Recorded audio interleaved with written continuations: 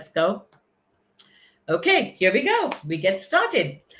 Hi, Keith. A very good afternoon, and thank you so very much for joining me on my podcast. Let's talk transformations. Finally, after a year in, you've made it. So thank you. I guess I'm lucky. I, I, You w- I are wanted to lucky. wait until you had a lot of practice. Okay, I like that. Okay, I do have a lot of practice. But Keith, I'm so excited to have you here today. So please, can we start off with a quick intro about who you are, what you do, and how you got here? I'd love to hear. So in the SAP world, I got started. Well, I started life as an organic chemist and got out of that in the late '90s. There was a huge sucking sound in technology. It started with the whole Y2K thing and got exposed to SAP. Probably around 1998. They were only about 15, maybe 25, probably 25% of the market at the time. But I loved it. I loved the process and the modularization and the design. I'm kind of a systems oriented guy to begin with. And so I got into working around SAP. And over the last, I worked about 10 years for another firm, became a national practice director, and then in 2008 left and started this company, started Integrity Resource Management, so we could do things slightly differently. At the end of the day, everybody, there's people problems, process problems, and technology problems, but the technology works for somebody else. And if it does, then is it a technology problem? Hmm. If a process can be defined and it followed, then it'll work. Is it really a process problem? Hmm. So at the end of the day, all the problems are people problems. And the most important thing is to find the people who already know how to solve those problems. A lot of times we're trying to force people into a role that they don't have any experience with and maybe don't even want to do. And the reality is everything in life, from finding the right plumber to, to a roofer, anything you do in your life, you want to go to a specialist, somebody who's really Yeah. focused in that. So over the last 27 years of my life, I've focused on finding and knowing the specialist in every category of SAP. And that's where we're at today. I'm focused on helping companies build and deliver things at the lowest total cost of ownership by getting the right person at the right time. Fantastic. Love it. Love it. Love it. And I love how you've been around the SAP ecosystem for such a long time and you've added tremendous, tremendous value. So, the one question I ask every single guest who comes on this podcast, and believe it or not, in the last 1 year, I've not had a single similar answer. So, I'm very curious to hear your answer to this question is as you look at transformations, as you look at companies who are moving from legacy systems, to cloud systems or ECC to S4HANA, what are you seeing and what is, from your perspective, a transformation done well? Well, I think the most important thing that when you look at transformations and anybody going through a digital transformation, which is kind of the core buzzword right now, Yep. everybody gets caught up in just the technology. Mm, But the reality is, all of the process starts with the people, right? Again, correct. the track record, it's all people problems. The people you have on staff have to understand what's happening, have to be bought into what's happening, why it's happening, and feel like it's happening with them and for them rather than to them. And I Mm, think a lot of organizations go straight into a transformation and they focus only on the outcome from a technology transformation standpoint. They don't bring people along with them. And therefore, they've got everybody internally saying, whoa, this is how it works. It has to work that way again. Don't change what I'm doing. If it's not broke, don't fix it. And now you've got all this internal angst and worry rather than having them be part of it. The most successful transformations we've seen are organizations that basically create design thinking workshops mm, for their internal staff, start teaching them how the system could change, how they should be thinking, like mm, systems design, a little bit of training in systems design, how they should be thinking about systems and outcomes, and what their current processes are, and looking at how they can streamline processes. And maybe there's ways that they did things in the past they don't need mm, to do anymore, right? These things don't exist. They're not needed. This correct. documentation we used to create is no longer needed. So how can we streamline these processes? So from a transformation standpoint, I think the big part of the transformation, everybody gets caught up in, hey, we're going from ECC to S4. We're going to go from on-prem to the cloud. But the reality is, how is the business going to be transformed, Mm, and what are they trying to achieve from here to there?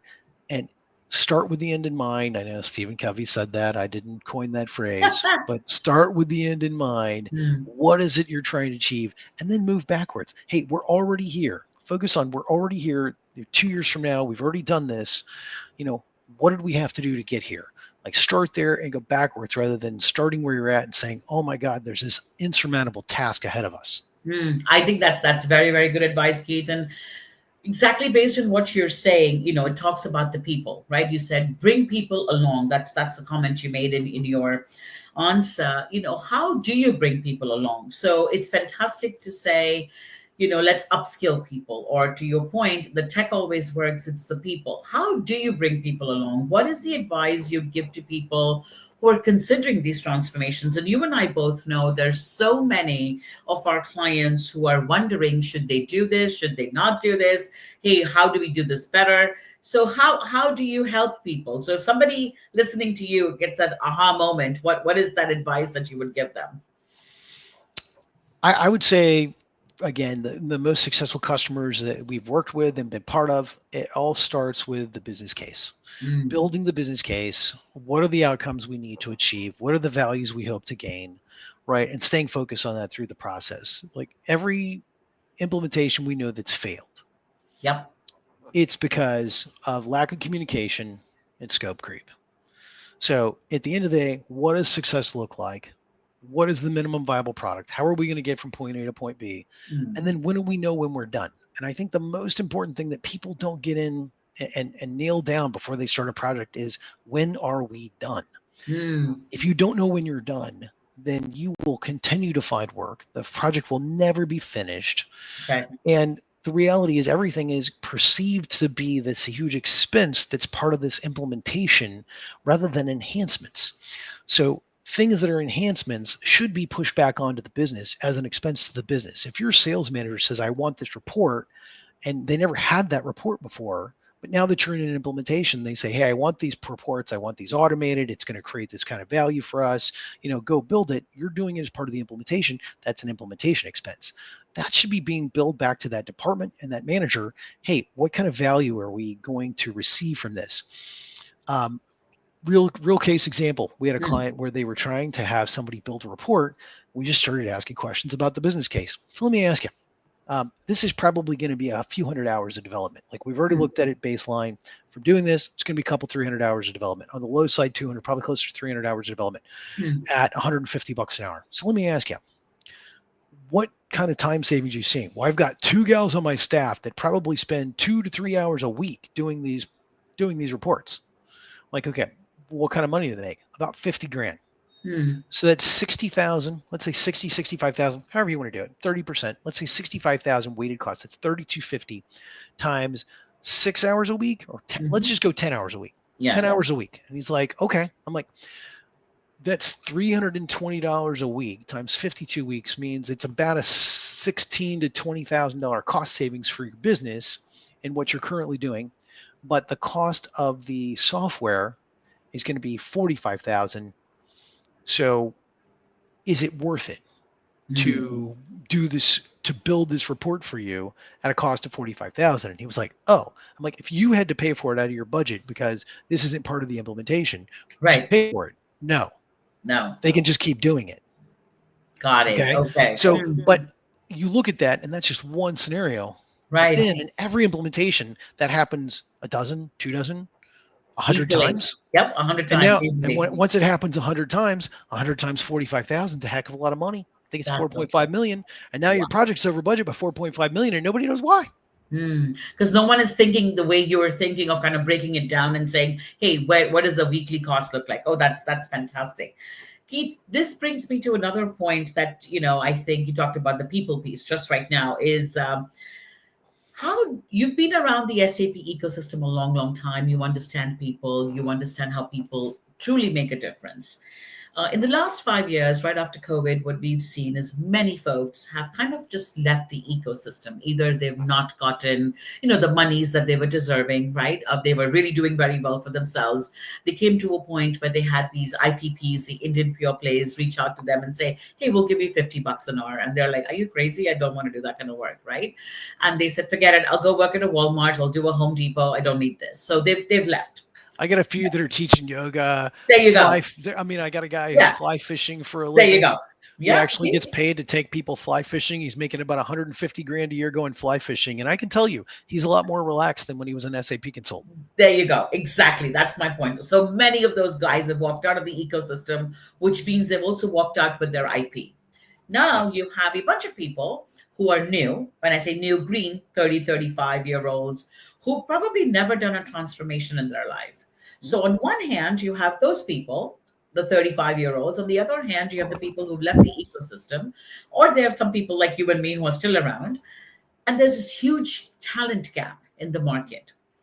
Come 2026, and a lot of clients, 60%, have still not made the move to the cloud. I How think do it's you still higher than think, that. yeah, how do you think the market is going to address that challenge, Keith? In your mind, what do we need to do together collectively to address this? It's a great question, son, and I can tell you that it's something we think about on a regular basis and something Yep. we're already coaching customers to, right? Okay. If you look at the world and the world how it existed for the entire existence of corporations and company culture, right? The Procter and Gambles, the Yep. GEs, right? Every company built its plan based on succession. Okay, Yes. we're hiring somebody. We're going to move them up the ladder. We're going to train them. We're going to move them up the ladder. We're going to train them some more. We're going to move them up the ladder. We're going to develop a culture and a track record of success in an individual. And then some people don't make it to the next rung of the ladder. They get stagnant there, Right. and maybe they stay in that level and they're really good at that job, and that's fine. And some of them leave. Yes. What's happened in organizations and what's happened over the 27 years I've been working is we had a downturn in 99. We had a downturn in 2001 with the Y2K. We had a Yeah. downturn in 2003, 2008 to 9. There was a short one in 2013 and then a major one in 2020, right? Yes. That is 6+ downturns every time. Cut management, cut management, cut management. We have Mm. streamlined. Now, even today, the biggest companies in the world are cutting management levels. They're cutting management levels. We're trying to go from staff to director. In many companies, directors are de facto managers. They have a director title, but they're really a Mm. manager. They're managing direct True. staff. What's happened and how we've moved is we've eliminated the staff and mid-level delivery professionals. Mm. Most of our clients today are looking to hire architects to design, deliver, and support applications. Now that But sounds great. that's three jobs, though. That's not one job. That's three jobs. It's 3 jobs, Yeah. and for the customer, they look at it and say, "Well, we'll just hire one person, and they can do it Mm. all." Okay. The question is, if you design an architect to build a commercial building, are you going to ask that guy to hang around and fix the air conditioning and clean the toilets? Exactly. That's No. what we're doing. No. The other part we've got is cost of living and inflation. Mhm. Right, cost of living and inflation is there's about 2003 to 2023. Those are numbers I know very well. I know it's expanded since then. But from 2003 to 2023, we've seen a 65% increase in the cost of living. Ouch. Yep. In 2003, the average SAP internal professional in the United States made 115,000 salary. Average salary Mhm. is 115,000 in 2003. Today, the average salary is about 145, Mm. 140, 145. Now, is that 65% more than 115? No. Because 65% more than 115 would be closer to 185. 185. Correct. So if people are feeling pinched, it's because they are. They are pinched. They're not making, and keep in mind, the job they were doing in 2003 is not the job they're doing today. So they're Correct. not being paid. They have 20 years more experience and they're being paid less than they were making in 2003 as a take home pay against the average cost of living in the economy. So what that's leading to is that the average SAP professional in America is 53 years old because people aren't Yes. coming into the business because they're like, it's really not that much money. Mm. Number two, the people who are in the SAP world who are 53 are on average retiring from SAP and the industry at 62. So the average retirement age we see is about 62. Yes. That means 50%, if it's average, 50% of the delivery population in SAP in the United States today will retire in the next 9 years. Yes. 50% are going to retire in the next 9 years. Most of those people are going to leave behind two, if not three, full-time jobs. As you just mentioned, architect, delivery, Yes. support. That's 3 jobs they're going to leave behind. So as an organization, as a culture, as a community, We need to start developing new talent and coming up with schemes, scenarios by Hmm. which we can hire staff. And there's a lot of smart kids out there. There's a lot of smart kids who want to work hard right here in the United States that are out of college, that are 25, 27 year olds. They want to work. They don't have a place to go. Nobody's hiring them. They're not giving them meaningful work. We should be hiring those guys and training them in SAP right now, because SAP isn't going to go away. And all this workflow design is not going to be completely automated by AI. I Correct. mean, Joul's a great product. I don't see it completely automating the workflows and the workflow design for most of these systems. There's always nuances. If it's a standard design, absolutely, Hmm. it can start there, but there's always going to be a customization. Fantastic. Wow.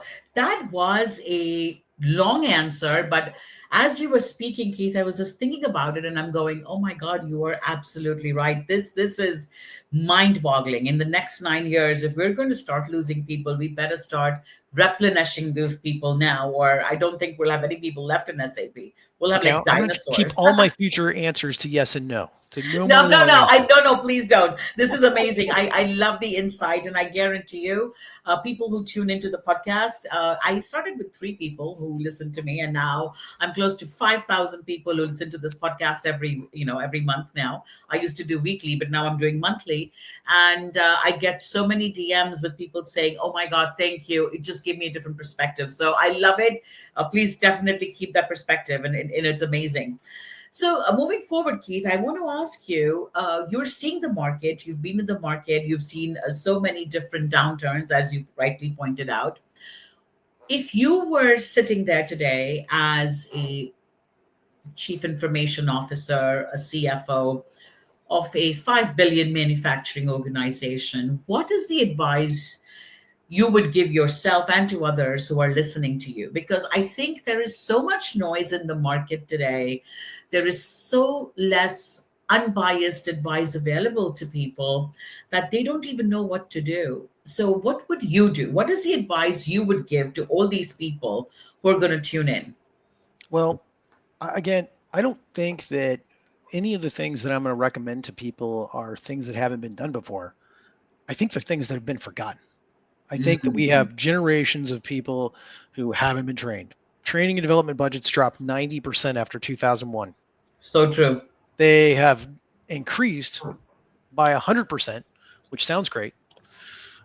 Starting from 2003 to present, they've increased 100% over what they were in 2002. But keep in Mm. mind, in 2002, it was 10% of what it had been previously Oh, wow. from 1946 to 2001. So 55 years of recorded history of Bureau of Labor Statistics. How much money did we spend as a percentage of GDP on training and development? 55 years, we had a trend, and then it dropped by 90%. So we basically had no training and development for an entire generation of workers. Wow. And now we're coming on a second generation where there's almost no training and development. We just anticipate either people know it and we're going to hire people who already know what we want them to know, or, right, we just hope they can figure it out on their own, sink or swim. They'll just wing it. Yeah. I can tell you, I've seen the other side of that through Mhm. being active in Boy Scouts of America and the EDGE method: educate, demonstrate, guide, and enable. And Mhm. I've seen fifth graders who couldn't look you in the eye as an adult leading conversations in front of a room of 200 or 300 people by the Wow. time they're 14 years old. Now, it wasn't happenstance. They didn't figure it out on their own. They were trained, developed, they were educated, they Mhm. saw other people do it, and then they believed they could do it. And I think one of the most important parts that I didn't realize how important it was, it's that last part, the enable, telling Mhm. people they're good enough. That's a huge gap in our training and development economy. We give people training, but when people review training on their own, nobody is ever standing by them and say, hey, you got this. You're good. Go Yeah, on. Do it there's no yourself. community support. There's like no support for these people. That's right. Mm. So if I'm looking at my world today as any Mm. kind of executive, not just a CIO, any Yeah, kind of and executive, yeah, it's how do I build for the future? okay, And how do I start building the talent that's going to take my company into the future? I am biased. I believe that talent wins, and the talent are only based on the people. I want the smartest people, the most capable people, the most dedicated people. But the perception that I'm just going to go pick those people out of thin air, it's not real. right? I think that the world has been influenced subconsciously by Amazon, right? And I love Amazon. I love Amazon. It is an amazing product. I every time I need something, I'm like, oh, there it is. I can't imagine how my life would be different without that. But one of the things people don't understand is that Amazon also creates products that people are looking for, Right. right? So if I go and look for a penguin shaped pot holder on Amazon and there's not a penguin shaped pot holder, if 50,000 people type into Amazon penguin shaped pot holder, eventually they're going to make one. They're going to make one. Yep. That doesn't exist with people. People are Mm. only developed because somebody built them. There's a combination of skills and experience that was needed. And we took a person who was close and then we trained them on this other part that they needed to know. We gave them the opportunity to get that experience. And I think that is a piece that's missing. So building and thinking strategically about how you're going to develop that next generation of talent, and then convincing the leadership of your organization to invest in hiring people today that you can start building into these roles. Give them a path to follow, additional responsibilities to take on. And the reality is, most companies have cut too thin. We've cut past the fat, we've cut into the muscle, and now we're cutting into the bone of how thin we can run the company. And that's leading to people being overworked, not being able to think clearly about the opportunities that are available. They're only reacting, they're never really strategic because all they're doing is reacting to things that are happening. Right. They have no time to think. They have no time to think. They're just going in from one day to the next to the next. Wow. That is amazing, Keith. That is really, really amazing. Thank you so very much for your time today, for coming on. Let's talk transformations. I guarantee you we're going to have a lot of people who are going to enjoy this episode. If someone has to reach you, Keith, how would they do that?